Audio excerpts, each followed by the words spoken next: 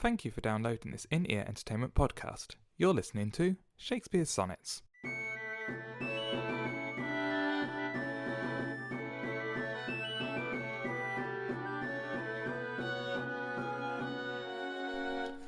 Sonnet 49. Against that time, if ever that time come, when I shall see thee frown on my defects, when as thy love hast cast his utmost sum, call to that audit by advis'd respects. Against that time when thou shalt strangely pass, and scarcely greet me with that sun, thine eye, when love, converted from the thing it was, shall reasons find of settled gravity. Against that time I do ensconce me here, within the knowledge of mine own desert, and this my hand against myself uprear, to guard the lawful reasons on thy part. To leave poor me thou hast the strength of laws, since why to love I can allege no cause. That was Sonnet 49 with a very odd last line of Shakespeare's sonnets. Shakespeare wrote these, the dude who lived in Stratford and was very clever. I'm Mark Chatterley, and I am joined on this podcast, as usual, by the coughing... by Thierry Heles. There we go. Coughing through my intro. How unprofessional are you? I am sorry. I might fire you. That's what might happen here, and find some other clever person to do this with. I'll get some soothers in between the next break. Oh, see, he does care about you, listeners. He's not just spreading virtual colds to you. Sonnet 49, it seems to be a sad sonnet from my point of view. I think it's Shakespeare being a bit sad and upset that he's becoming ugly. As you would when you're 45 years old in that sort of time. I'm going to be worried about that when I'm 35 years old, and it's in now. You should be worried now. You're really mean. I'm not sure I like you. You with your... We need a depressed atmosphere for this sonnet. Oh, nobody loves me. It is a bit kind of nobody loves me, and only... I suppose there's an element of he knows the fair youth does have the same feelings in return. Because he's talking about when the time shall come that you look at my defects, or see my defects. So at the moment, he's suggesting the fair youth looks at him and doesn't see them. So again, we're going into this because there's always the question of, is this reciprocal or not? And I think it is. It probably, to a certain extent, it probably is. I think they've done the dirty, and they've done the dirty. And this is Shakespeare going, am I getting too old to have a toy boy? And worrying about it. And that's where we got this sonnet from. Wow. I'm not sure if you would ever get worried about having a toy boy. That's sort of the whole point of having one. I suppose that's true. Yeah, it does also... It's quite interesting, this sonnet, from the point, because he's worried, sees his defects. You could argue he's physically seeing the defects, which suggests that even back then there was an emphasis on physical beauty. That the whole emphasis we have on physical beauty in today's world hasn't been necessarily created by the fashion industry and those magazines. It's just been bolstered by it, I guess, and broadcast by it, because this sonnet is suggesting that even Shakespeare back then, before Hello magazine and Look at This Celebrity on the Beach magazine, there was issues with physical appearance, I guess. I wonder if he's specifically looking at being 49 in this one, because 49 had a meaning at that time. Well, what did 49 mean? Because it was one of the oh God, am I going to pronounce this right now? Climacteric years. You've been doing research on this one, Thierry, haven't you? Which is 49 because it's a multiple. It's 7 times 7, and apparently that had a big meaning. It's a magic number. 21, 49, 56, and 63. Because again, 63, if we look ahead, that sonnet almost starts the same way. Against my love shall be as I am now. Interesting. Very interesting. And apparently they consider 63 as... If you lived longer than 63, then that was almost a miracle. So there were, in their culture, they had kind of dates, milestone dates, that meant certain things if you hit them. Yeah. Very interesting. So, yeah, maybe this was him musing on hitting a certain age, and so what did it mean? Sorry, what was the meaning of it being 49? Apparently it has significance because it is the seventh multiple of 7. I'm not. Isn't that how you become a wizard? Oh, Be okay. the seventh son of a seventh son. Well, yeah. Apparently, if you're the seventh son of the seventh, you can get rid of evil if you touch people, and Interesting. I'm not sure. I can't really find anything that We just know it was an important date. Yeah, that it was. Yeah, because I mean, this poem is definitely, in my eyes, concerned with aging and concerned with physical appearance. So that would link into the getting old, and hitting special ages and markers that they held dear. Very interesting. I like that. I like that a lot. Yes. Sorry, I'm reading the sonnet again, and you seem to have gone quiet. Why are you quiet? Talk, damn it! I did the same thing. I just looked. We need to have some sort of flag for when one of us is reading, so the other one can fill in. Dancing might not be good. Thierry was doing a happy dance then, just to let everyone know. That's the sort of stuff you do with audio podcasts. You use visual cues, and then you start laughing, and people just go, "What is happening?" And people have no idea that we're both sat here completely starkers. We're not. That's. I mean, Mark took on his banana jumper earlier, Yes, so I did put it on. I was getting cold, so I did the opposite, as I said at the time, the opposite from what most people use Skype for in the evenings. I was putting on clothes, not taking them off. It is still light outside. We'll wait till sundown until we. till the clothes come off. You'll get Shakespeare's After Dark. The After Dark Shakespeare Sonnet podcast, where we all have traffic with ourselves. I love that. I love that line. We're gonna have to go back to that sonnet, whatever that sonnet number was. I think it was below 10, so it won't take us long to find. It was fairly early on. Yes. So this sonnet.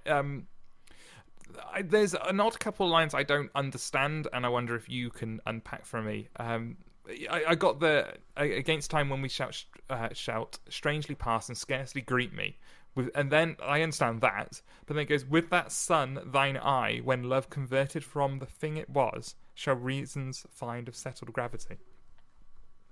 That's what I don't understand. Wait. It's about a third of the way down.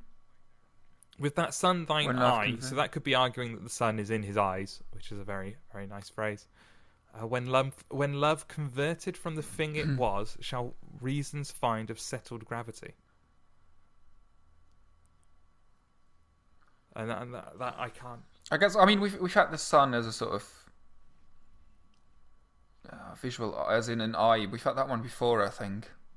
Yes, yeah, we do, yeah. The sun's being associated with eyes. So I'm quite happy with the metaphor. When love converted from the thing it. I think it was, shall reasons find of settled gravity.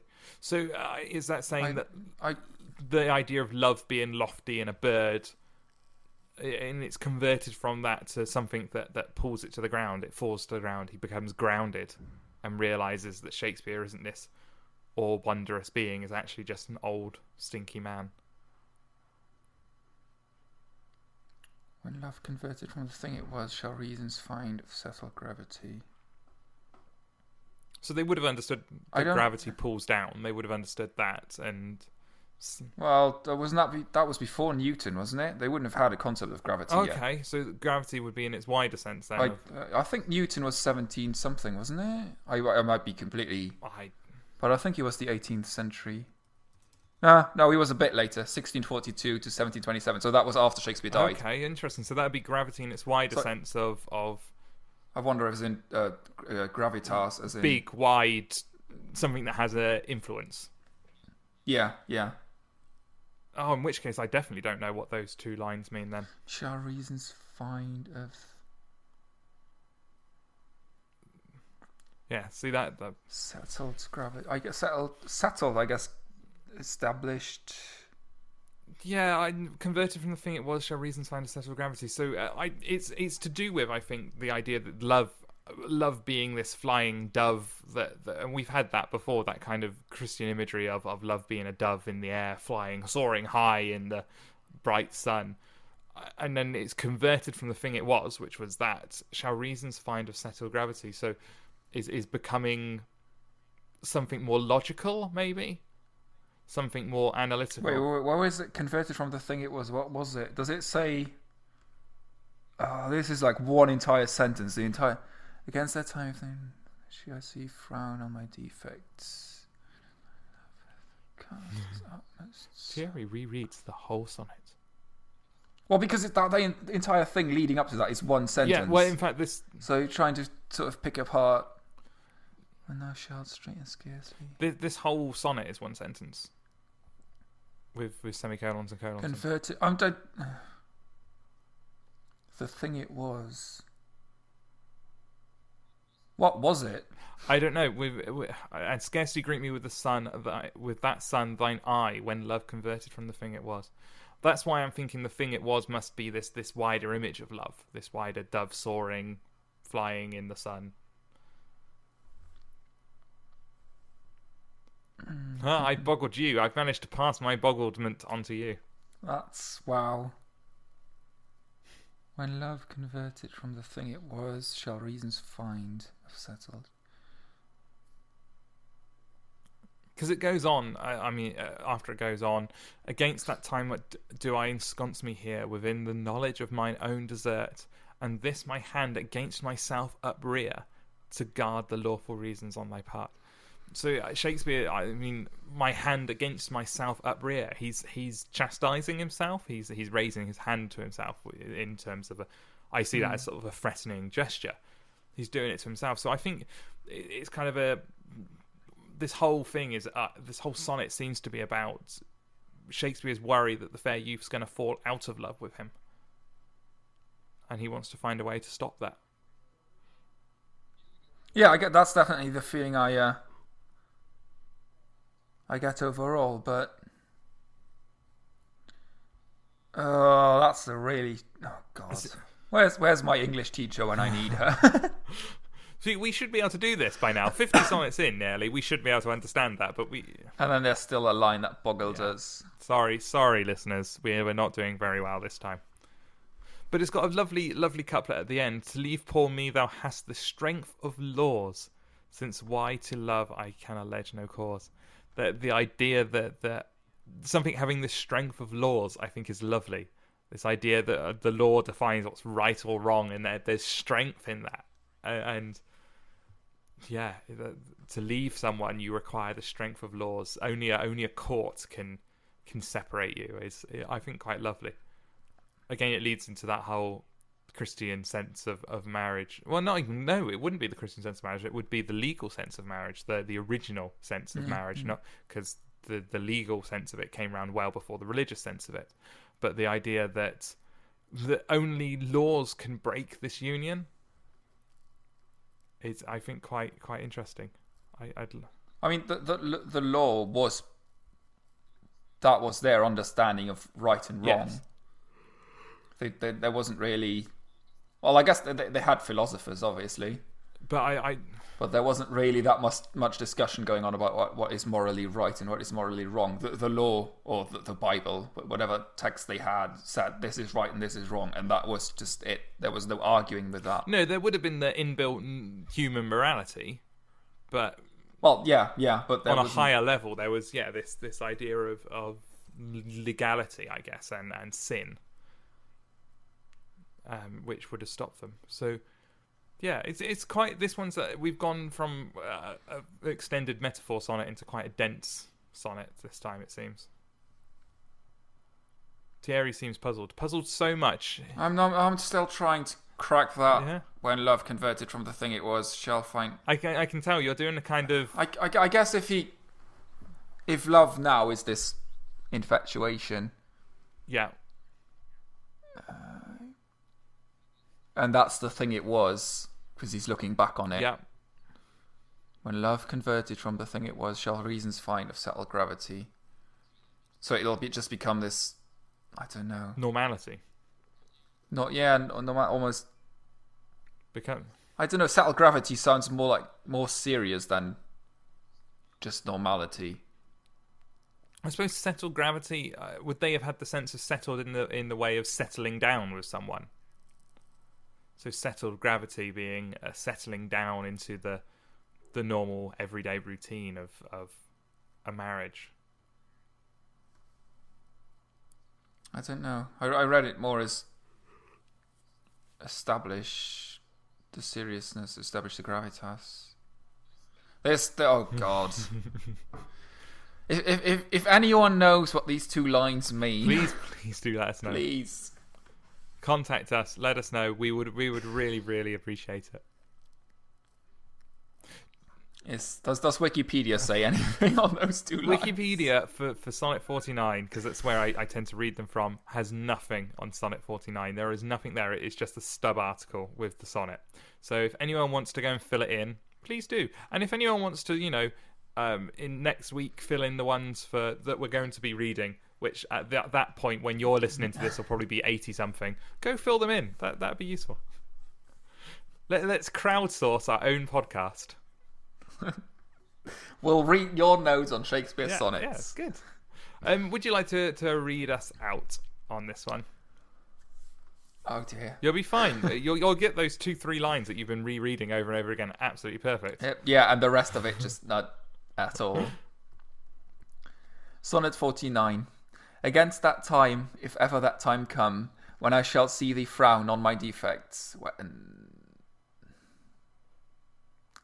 when as thy love hath cast his utmost sum, called to that audit by advis'd respects, against that time when thou shalt strangely pass, and scarcely greet me with that sun, thine eye, when love, converted from the thing it was, shall reasons find of settled gravity, against that time do I ensconce me here, within the knowledge of my own desert, desert. That would have... Wow, okay. Within the knowledge of my own desert, and this my hand against myself uprear, to guard the lawful reasons on thy part, to leave poor me thou hast the strength of laws, since why to love I can allege no cause. Actually, I think that line does make sense. It is. Scarcely greet me with that. He walks past him, and then love... It's not that what it was anymore. It's not the admiration anymore. Okay. It'll sort of...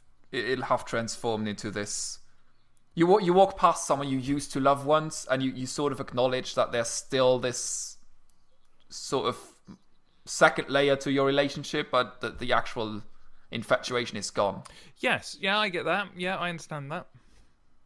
I think that's... There are definitely people that I used to have sort of unrequited love for as a teen that I'm still in contact with, and the relationship is different to that of my other friends.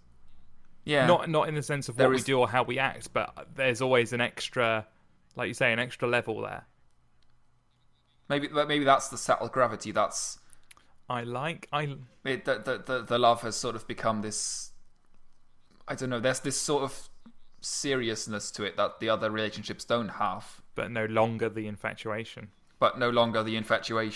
It's converted from the thing it was. I like that reading. Let's go with that. I think that's good.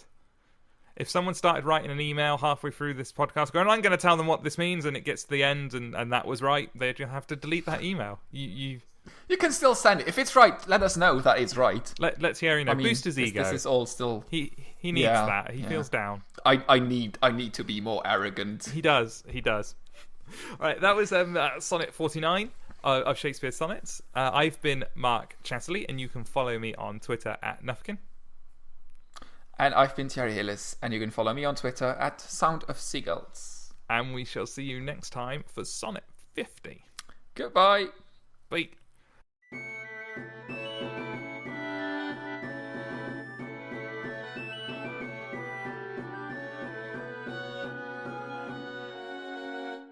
You've been listening to Shakespeare Sonnets with Mark Chatterley and Thierry Heles. This has been an In-Ear Entertainment podcast. To listen to other podcasts or find out more about In-Ear Entertainment, go to www.inearentertainment.com.